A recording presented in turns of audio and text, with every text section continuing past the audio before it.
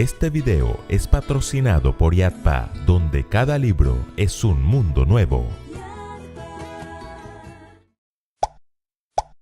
Escuela Sabática Live presenta la serie Daniel. Lección 9. De la contaminación a la purificación. Abramos el maravilloso libro de Daniel. En el año tercero del rey Belsasar, es decir, 2 años después del sueño relatado en el capítulo anterior, el profeta Daniel recibió otra visión. Pero no cualquier visión, esta tiene un sabor especial. Es más, si el contenido del libro de Daniel hiciera parte de un menú, podríamos decir que lo estudiado hasta el capítulo 6 es solo la entrada y que a partir del capítulo 7 es el plato principal. Una suculenta información profética que se nos brinda justo antes del plato más dulce. El postre. Correcto, que bien podríamos compararlo con la segunda venida de Jesús. En esta visión se amplía más la información acerca de las potencias que dominarían después de la caída de Babilonia y del cuerno pequeño. Pero de manera especial se habla de un evento que se llevará a cabo antes del fin del tiempo, el juicio de Dios. Cuando Daniel en la mitad de la visión no entendía su significado, el mismísimo Señor le ordenó al ángel Gabriel: Gabriel, enseña a este la visión. Y siglos más tarde, Jesús instó a sus discípulos a que estén muy atentos a las profecías del capítulo 8 de Daniel. Así que, sin más preámbulos, pasemos a la pregunta de esta semana. ¿Cuál es el propósito de Dios al dar esta nueva visión a Daniel? En primer lugar, reafirmar la profecía de los imperios sucesivos. En la visión, Daniel estaba junto al río Ulai. De pronto, Daniel ve un carnero con 2 cuernos. Curiosamente, un cuerno era más alto que el otro, y el carnero daba cornadas en 3 direcciones diferentes, hacia el oeste, hacia el norte y hacia el sur. Hacía lo que quería y se engrandeció. El mismo Gabriel le dice a Daniel de quién se trata. El carnero que viste con los 2 cuernos representa a los reyes de Media y de Persia. ¿Recuerdan que el oso del capítulo 7, que también representa a Medo-Persia, se alzaba más de un costado que del otro? Sí. Bueno, este carnero tenía un cuerno más alto por la misma razón. Porque Persia era más fuerte que Media. Correcto. Y el ataque en 3 direcciones representa las 3 principales conquistas de esta potencia mundial. Justo cuando este carnero parecía invencible, aparece en escena un macho cabrío con un gran cuerno entre sus ojos. Aunque no tenía alas, se movía sobre la superficie de la tierra sin tocarla, y enfurecido, le dio una tremenda paliza al pobre carnero. Lo hirió, le rompió sus 2 cuernos, lo arrojó en tierra y lo pisoteó. Justo lo que años más tarde haría Alejandro Magno con los medopersas. Y el macho cabrío es el reino de Grecia, y el cuerno grande que tenía entre sus ojos es el rey primero. Cuando el macho cabrío estaba en su mayor fuerza, aquel gran cuerno fue quebrado y dio paso a 4 cuernos que se extienden a los 4 cuadrantes de la brújula. Esto se cumple cuando Alejandro muere en Babilonia a los 33 años y su reino se divide entre sus 4 generales. Pero ¿por qué si estos 2 imperios ya fueron representados en el capítulo anterior por un oso y un leopardo, ahora se nos presentan como un carnero y un macho cabrío? Porque estos 2 animales eran protagonistas en el santuario terrenal durante el día de la expiación que celebraban los judíos en la época del Antiguo Testamento, y el mensaje principal de esta visión consiste en el ataque y posterior purificación del santuario celestial. Lo segundo que Dios quería era confirmar que habría un ataque al santuario. Puesto que este poder surge después del imperio griego y sus 4 ramificaciones, y dado su parecido al cuerno pequeño del capítulo anterior, no es difícil concluir que este cuerno es Roma, primero pagana y luego papal. Este cuerno, en primer lugar, efectuó un movimiento horizontal y creció mucho hacia el sur y al oriente y hacia la tierra gloriosa, representando la expansión de la Roma pagana, pero luego tiene un crecimiento vertical, como apuntando hacia el cielo, y comienza su ataque a Dios, primero por tierra y luego por cielo. parte del ejército y de las estrellas echó por tierra y las pisoteó, una clara alusión a los miles de cristianos que fueron asesinados durante los 1260 años de supremacía papal. Se engrandeció contra el príncipe de los ejércitos y por él fue quitado el continuo sacrificio y el lugar de su santuario fue echado por tierra. La Biblia dice que hay un solo mediador entre Dios y los hombres, Jesucristo hombre. El papado, haciendo oídos sordos a la declaración bíblica, intercambia la intercesión de Cristo por la intercesión de los sacerdotes, los santos y María. Mediante esa adoración falsa, el cuerno pequeño pretende anular el ministerio intercesor de Cristo y simbólicamente derriba el santuario celestial.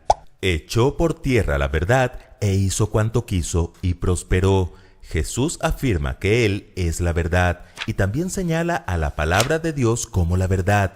En contraste, el papado prohibió en el pasado la traducción de la Biblia al lenguaje del pueblo, pone la interpretación de la Biblia bajo la autoridad de la Iglesia y coloca la tradición por encima de la Biblia como norma suprema de fe. Y en tercer lugar, anunciar la purificación del santuario.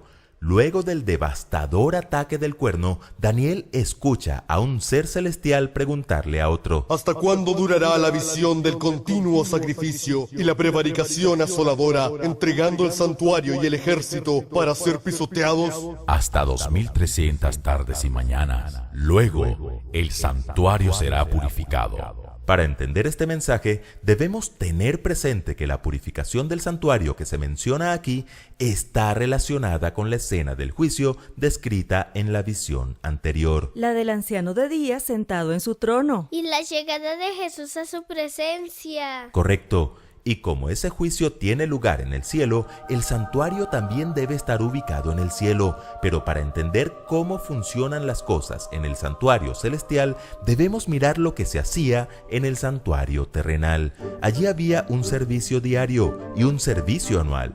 En el servicio diario, el pecador traía una ofrenda de sacrificio. Confesaba sus pecados poniendo sus manos sobre el animal que luego era sacrificado. Una parte de esa sangre era llevada por el sacerdote al interior del santuario y rociaba con ella el velo que dividía el lugar santo del lugar santísimo. De esta manera, simbólicamente, se transfería el pecado del pecador al animal y del animal al santuario. Pero esto ocurría día tras día, llenando simbólicamente al santuario de pecados, y por eso se hacía necesario un servicio anual para purificarlo. ¿Y con qué se purificaba? ¿Con cloro? No, en realidad se purificaba con sangre en el día de la expiación o día del juicio, que se celebraba el 10º día del 7º mes del calendario religioso judío. La purificación del santuario involucraba a 2 machos cabríos o 2 chivos, que es lo mismo. Uno era para el Señor y el otro era el chivo expiatorio. El del Señor era sacrificado y el sumo sacerdote llevaba su sangre hasta el lugar santísimo. Con ella rociaba el propiciatorio que estaba sobre el arca del pacto, símbolo del trono de Dios. Después del sacrificio del macho cabrío del Señor, al chivo expiatorio se le transferían simbólicamente todos los pecados acumulados del santuario y era enviado al desierto como un camión de basura ritual que se llevaba los desechos tóxicos hasta la muerte. Eso era en el santuario terrenal. ¿Y por qué el santuario celestial también necesitaba ser purificado? Aquí está la clave. Dios le dijo a Moisés que el santuario terrenal era una especie de copia a menor escala del santuario celestial. Y el libro de Hebreos añade que no entró Cristo en el santuario hecho de mano, figura del verdadero, sino en el mismo cielo para presentarse ahora por nosotros en la presencia de Dios.